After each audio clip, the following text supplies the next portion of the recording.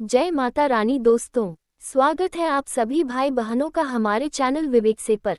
दोस्तों, सनातन धर्म से जुड़े सभी महत्वपूर्ण पूजा पर्व एवं ज्योतिष की जानकारी इस चैनल पर दी जाती है।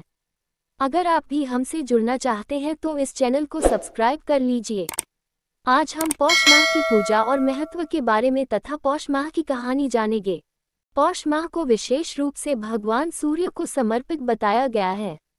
मान्यता है कि पौष महीने में भगवान सूर्य की पूजा करने से उनकी विशेष कृपा प्राप्त होती है। हिंदी कैलेंडर के अनुसार पौष मास 10वां महीना माना जाता है, जिसकी शुरुआत मार्गशीर्ष पूर्णिमा के अगले दिन से होती है। पौष माह को पूस का महीना भी कहा जाता है। मान्यता के अनुसार इस माह में किसी प्रकार के शुभ और मांगलिक कार्यों को करने से बचना चाहिए। पौष माह का महत्व। पौष माह में कोई शुभ कार्य नहीं होते हैं, लेकिन ईश्वर की उपासना, विशेष तौर पर सूर्य और पितरों की उपासना के लिए सबसे उत्तम महीना माना जाता है। पौष माह को छोटा पितृपक्ष भी कहा जाता है।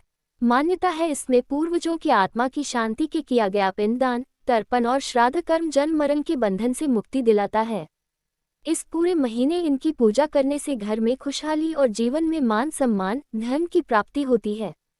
मान्यता है कि पौष महीने में सूर्य पूजा से सेहत अच्छी रहती है, व्यक्ति दीर्घायु होता है। पौष माह में क्या करें?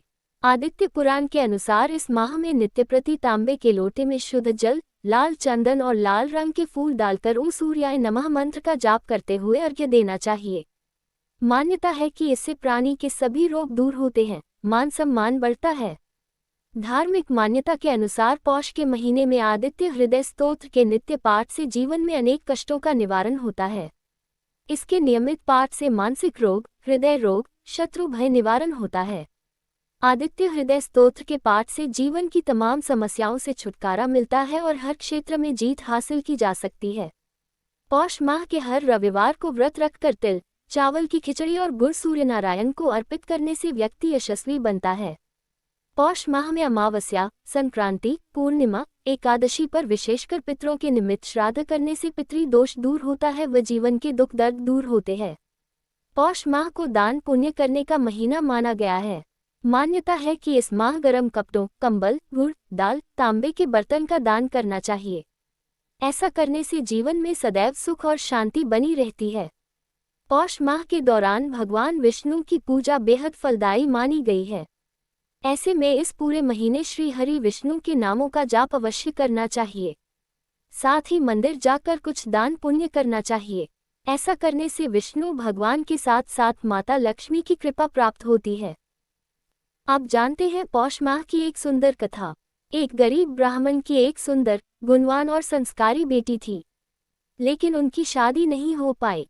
एक दिन उसके घर पर एक साधु आए और उनकी सेवा से प्रसन्न होकर आशीर्वाद दिया एवं उस कन्या को विवाह के लिए उपाय बताते हुए कहा कि यहाँ से कुछ दूरी पर एक परिवार रहता है। यदि यह रोज जाकर उसकी पत्नी की सेवा करे तो इसके विवाह में आ रही अड़चन दूर हो जाएगी। अगले दिन लड़की सुबह उठकर उनके घर जाती है, साफ सफाई करती है और वापस अपने घर आ जाती है।